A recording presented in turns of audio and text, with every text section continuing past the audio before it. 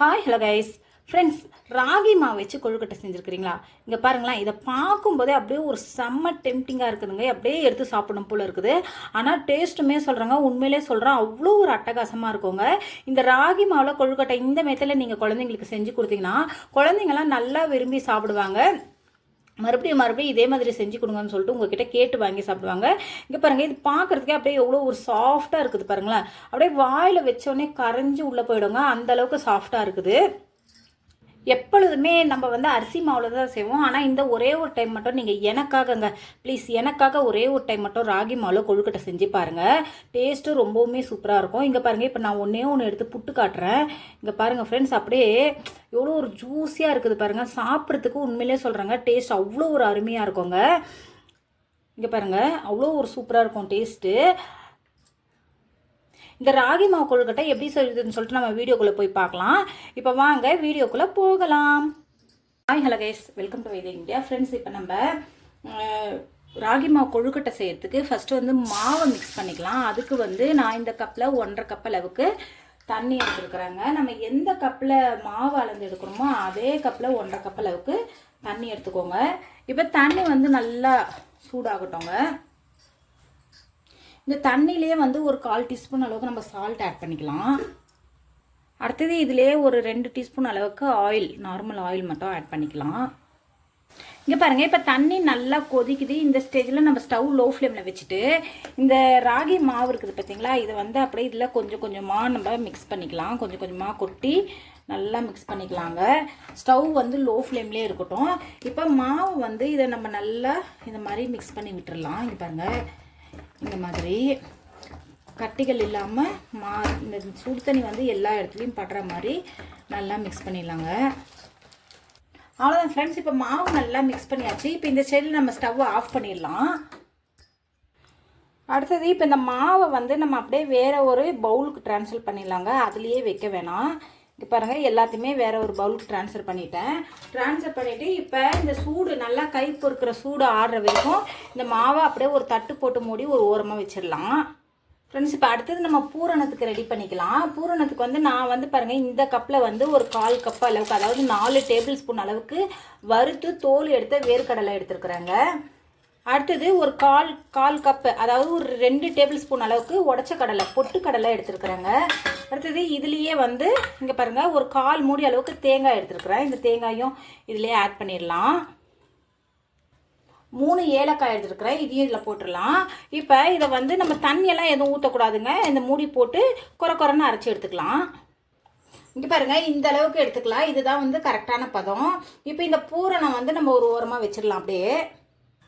அடுத்தது இப்போ நம்ம வெள்ளை கரைசல் ரெடி பண்ணி எடுத்துக்கலாங்க. நான் அதே கப்பில் 1 கப் அளவுக்கு வெல்லம் எடுத்துருக்குறேங்க, நல்லா துருவின வெல்லம்.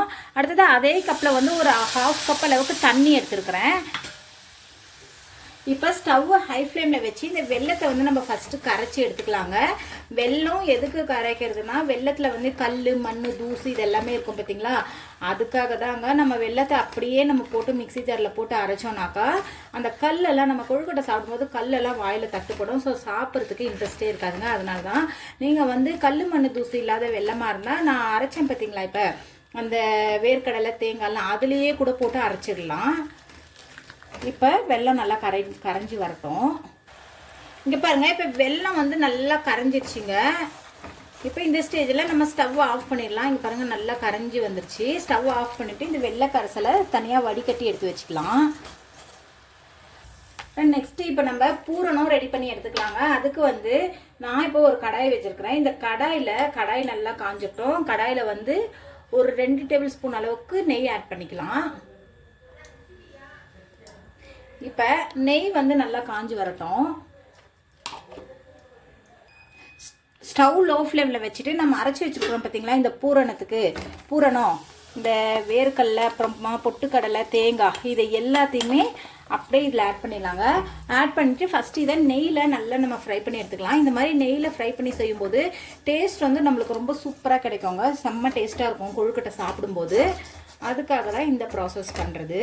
இப்போ ஸ்டவ் லோ ஃப்ளேம்லேயே வச்சு இதை நல்லா வறுத்து எடுத்துக்கலாம், வாசனை வர அளவுக்கு. இங்கே பாருங்கள், இப்போ நெய்யில் வந்து இது நல்லா பூரணத்தை வறுத்தாச்சு. இப்போ இந்த ஸ்டேஜில் நம்ம வெள்ளை கரைசல் எடுத்து வச்சுருக்கோம் பார்த்தீங்களா, இதை அப்படியே இதில் ஆட் பண்ணிடலாங்க. வெள்ளை கரைசலை இதில் ஆட் பண்ணிவிட்டு நல்லா மிக்ஸ் பண்ணி விட்டுடலாம். இது வந்து கொஞ்சம் நல்லா திக்காகணுங்க, அந்த அளவுக்கு நம்ம இதை நல்லா மிக்ஸ் பண்ணி விட்டுடலாம். ஃப்ரெண்ட்ஸ், இந்த கொழுக்கட்டை வந்து குழந்தைங்களுக்கு இந்த மாதிரி நம்ம ராகியில் செஞ்சு கொடுக்கும்போது குழந்தைங்களாம் நல்லா விரும்பி சாப்பிடுவாங்க. ராகியில் வந்து நிறைய பேர் களி தாங்க செஞ்சு சாப்பிடுவாங்க. ஆனால் நம்ம ராகி ரொம்ப ரொம்ப ஹெல்த் அப்படின்றதுனால இந்த மாதிரி கொழுக்கட்டை, ராகி அடை இந்த மாதிரிலாம் செஞ்சு கொடுத்தா குழந்தைங்கள்லாம் நல்லாவே விரும்பி சாப்பிடுவாங்க. இங்கே பாருங்கள், இப்போ இது ஓரளவுக்கு நல்லாவே திக்காயிடுச்சு. இன்னும் கொஞ்சம் மட்டும் திக்காகட்டும். இங்கே பாருங்கள், இப்போ நமக்கு பூரணம் வந்து நல்லா சூப்பராக ரெடி ஆயிடுச்சுங்க. இதுதான் வந்து இங்கே பாருங்கள், இதுதான் கரெக்டான பதம். இப்படி எடுத்து போட்டாக்கா இந்த மாதிரி விழுகணும். இப்போ இந்த ஸ்டேஜில் ஸ்டவ் ஆஃப் பண்ணிடலாம். ஸ்டவ் ஆஃப் பண்ணிவிட்டு இப்போ இந்த பூரணத்தை இதுலேயே வைக்க வேணாம், இதை வந்து ஒரு பவுலுக்கு நம்ம ட்ரான்ஸ்ஃபர் பண்ணி எடுத்துடலாம். இங்கே பாருங்கள், இப்போ இந்த பூரணம் வந்து நான் வேறு ஒரு பவுலுக்கு ட்ரான்ஸ்ஃபர் பண்ணி எடுத்துக்கிட்டேன். இப்போ இது நல்லா ஆறட்டும். ஆறுனா தான் நம்மளுக்கு நல்லா திக்காக கிடைக்கும்.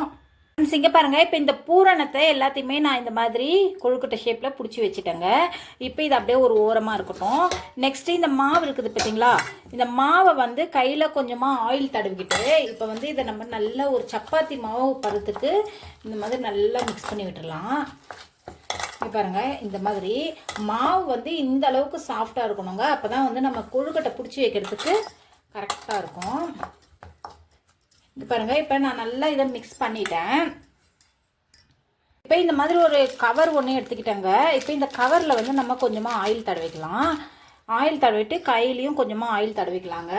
இப்போ இந்த மாவு இருக்குது பார்த்தீங்களா, இந்த ராகி மாவு, இது வந்து இந்த மாதிரி ஒரு உருண்டை எடுத்துக்கலாம்.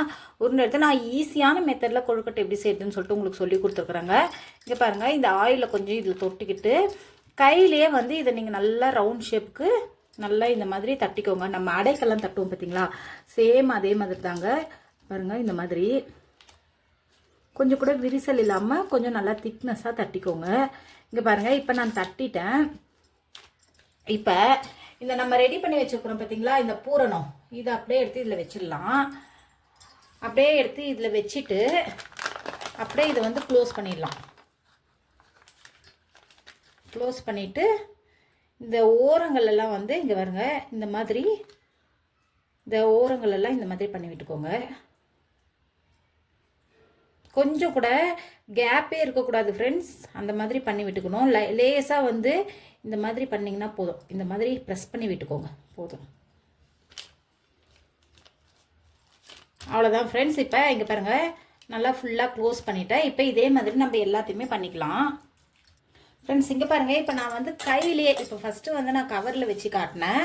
உங்கள்கிட்ட கவர் இல்லைன்னா நீங்கள் வாழை இலை இருந்துச்சுனாக்கா அதில் கூட நீங்கள் பண்ணிக்கோங்க ஃப்ரெண்ட்ஸ்.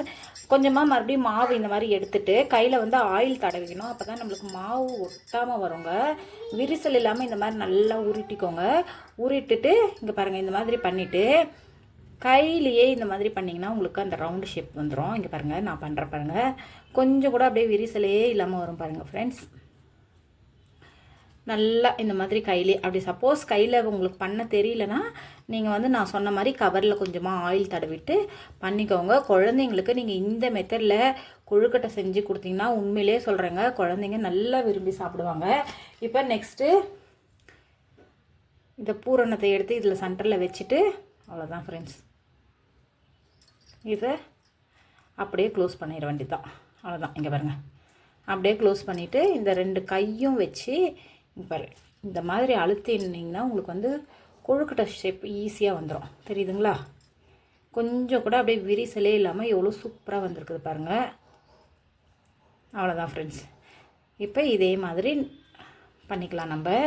நெக்ஸ்ட்டு வந்து நான் மோதகம் ஷேப் எப்படி பண்ணுறதுன்னு சொல்லிட்டு சொல்லி கொடுக்குறேன். இது பாருங்கள், நான் எல்லா ஷேப்லேயுமே உங்களுக்கு சொல்லி கொடுக்குறேன் ஃப்ரெண்ட்ஸ். அதே மாதிரி கொஞ்சமாக எடுத்துகிட்டு மாவு எடுத்துகிட்டு நல்லா உருண்டை பிடிச்சிட்டு இந்த மாதிரி அதே மாதிரி பண்ணிக்கலாம். நம்ம ஃபஸ்ட்டு அந்த கொழுக்கட்டைக்கு பண்ணோம் பார்த்தீங்களா, அதே மாதிரி பண்ணிக்கலாம். பண்ணிவிட்டு மறுபடியும் ஒரு பீஸ் ஒரு உருண்டை எடுத்து இதில் வச்சுட்டு இதை வந்து இப்படி மாவை வந்து இப்படி மேல் பாக்கில் கொண்டு வாங்க பாருங்கள். இந்த மாதிரி கொண்டு வந்தீங்கன்னா ஃபஸ்ட்டு இதை வந்து உருண்டை ஷேப்புக்கு கொண்டு வந்துடுங்க, ரவுண்டு ஷேப்புக்கு ஃபஸ்ட்டு கொண்டு வந்துடுங்க. கொண்டு வந்துட்டு அடுத்தது இந்த எக்ஸ்ட்ரா மாவு இருக்குது பார்த்தீங்களா, இந்த மாவை வந்து இந்த மாதிரி பாருங்கள் நான் பண்ணுறேன் பார்த்தீங்களா, இந்த மாதிரி கொண்டு வந்துடுங்க. இங்கே பாருங்கள் ஃப்ரெண்ட்ஸ், மோதகம் ஷேப் வந்து நம்மளுக்கு சூப்பராக கிடச்சிருச்சு. இப்போ அவ்வளோதான், தெரியுதுங்களா? பார்க்குறதுக்கே அப்படியே எவ்வளோ ஒரு சூப்பராக இருக்குது பாருங்கள். இந்த மாதிரி ஒரு 2 செஞ்சுக்கலாம் நம்ம. இப்போ இங்கே பாருங்கள் ஃப்ரெண்ட்ஸ், இப்போ நான் வந்து ஒரு இட்லி தட்டில் கொஞ்சமாக நெய் தடவி வச்சுருக்குறேங்க. இப்போ நம்ம ரெடி பண்ணி வச்சுருக்கிறோம் பார்த்தீங்களா, இந்த கொழுக்கட்டை எல்லாத்தையுமே எடுத்து இதில் இந்த மாதிரி ஒன்று ஒன்றா நம்ம வச்சிடலாம். பாருங்கள், இந்த மாதிரி ஒன்று ஒன்றா வச்சு இப்போ நம்ம வேக வச்சு எடுத்துக்கலாம் இட்லி பாத்திரத்தில்.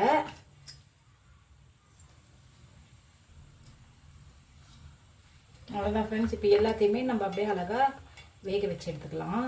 அப்படியே பார்க்கும்போதே எவ்வளோ சூப்பராக இருக்குது பாருங்கள், சாப்பிட்ணும் போல். ரொம்ப ரொம்ப உடம்புக்கு ஹெல்த்தியானதுங்க. இப்போ இதை நம்ம நல்லா வேக வச்சு எடுத்துடலாம். ஒரு 10 நிமிஷம் மட்டும் ஸ்டீம் பண்ணால் போதும். ஃப்ரெண்ட்ஸ், இங்கே பாருங்கள், அவ்வளோதாங்க. சூப்பரான ஒரு செம்ம டேஸ்டான ரொம்பவுமே ஹெல்த்தியான ராகி மாவில் நான் கொழுக்கட்டை செஞ்சுருக்கிறேங்க. சூப்பராக ரெடி ஆயிடுச்சு இந்த கொழுக்கட்டை. நான் செஞ்சு இதே மெத்தடில் நீங்களும் வீடியோவை ஸ்கிப் பண்ணாமல் ஒரே ஒரு நான் கரெக்டாக பார்த்து ஒரே ஒரு டைம் மட்டும் செஞ்சு பாருங்கள். உண்மையிலேங்க டேஸ்ட் அவ்வளோ ஒரு அற்புதமாக அவ்வளோ ஒரு செம்ம டேஸ்ட்டாக இருக்கும். ரொம்ப ரொம்ப உடம்புக்கு ஹெல்த்தியானதுங்க இது. அவ்வளோதான் ஃப்ரெண்ட்ஸ், சூப்பரான ராகி கொழுக்கட்டை ரெடி ஆயிடுச்சு. இந்த வீடியோ பிடிச்சிருந்துச்சுன்னா லைக் பண்ணுங்கள், ஷேர் பண்ணுங்கள், கமெண்ட் பண்ணுங்கள். மறக்காமல் நம்ம சேனலை சப்ஸ்கிரைப் பண்ணி சப்போர்ட் பண்ணுங்கள். பாய்.